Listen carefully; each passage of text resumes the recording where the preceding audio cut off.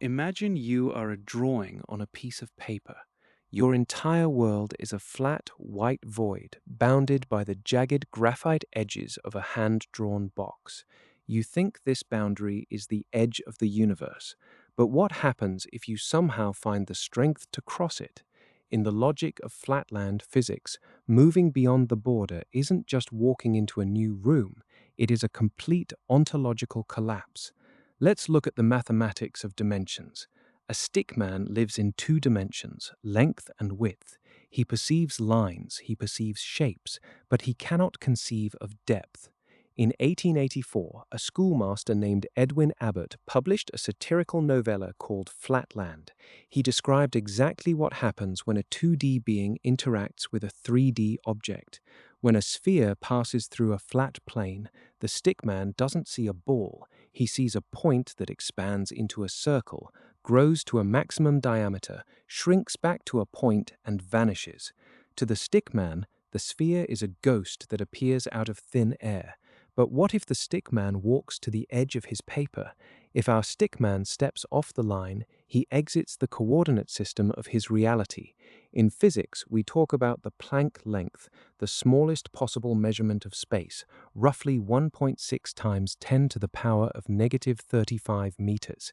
If the stickman steps beyond the defined boundary of his world, he enters what theorists call bulk space. He is no longer on the paper. He is now suspended in the void of the desk. To us, he is just an ink smudge. He is flat, motionless, and incapable of breathing or movement. But from his perspective, he has reached the end of his physics. The electromagnetic forces that hold his ink atoms together were defined by the paper's surface. Without that substrate, he isn't just lost, he is annihilated. Think about the way modern computer games handle this. When you reach the edge of a game map, you don't find a mountain or a canyon, you find a skybox.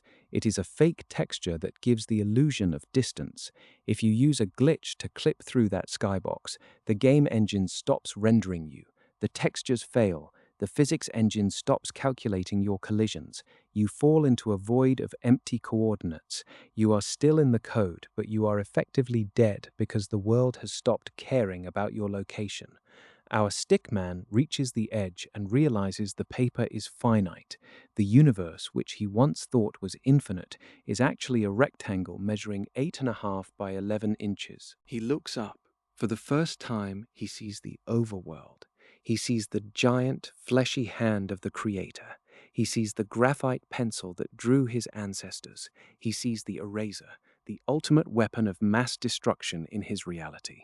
This brings us to the simulation hypothesis. In 2003, philosopher Nick Bostrom proposed that we are likely living in a computer simulation run by a more advanced civilization. If we are just stickmen on a digital sheet of paper, what is our edge of reality? Is it the speed of light? The speed of light is 299,792,458 meters per second.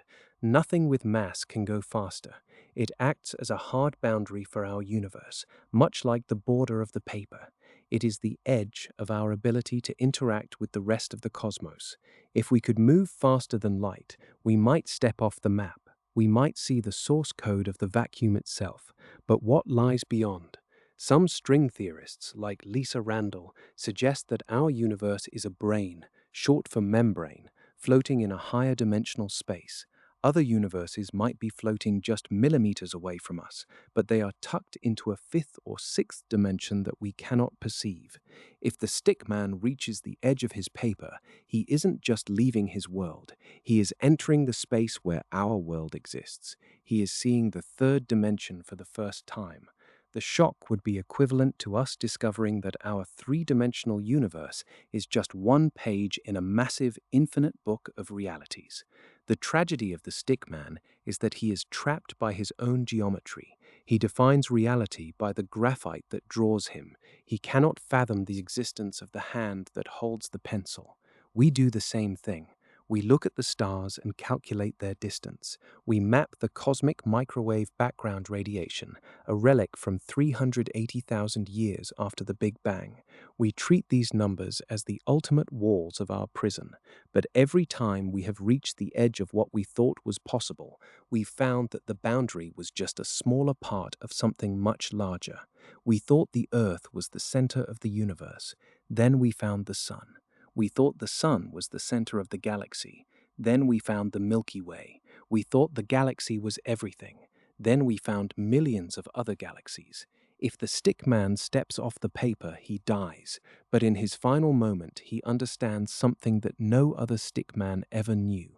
He understands that his world is not the totality of existence. He realizes that being a drawing was never the point. The point was the existence of the artist. Perhaps that is our own ultimate fate. We keep pushing toward the edges of physics, trying to reach the theory of everything. We keep trying to see what lies beyond the Planck scale, beyond the event horizons of black holes, and beyond the cosmic expansion of the universe. We are looking for the edge of the paper. We are looking for the hand of the one who drew the lines. And maybe, just maybe, when we finally get close enough to that boundary, we won't see a void. We will see the rest of the sketch. We will see that we aren't alone, and we never were. We were just part of a much larger, more complex design that we were never meant to understand from our position on the page. So, what happens when a stickman reaches the edge of reality? He stops being a line, and he starts becoming a part of the bigger picture. The question isn't what happens to him when he steps off the edge. The question is whether we are brave enough to try it ourselves. We are all living on a sheet of paper that feels like an infinite world, but the edges are there. They have always been there, and somewhere, just beyond the reach of our current physics, someone is holding the pencil. What will happen when you finally reach your edge?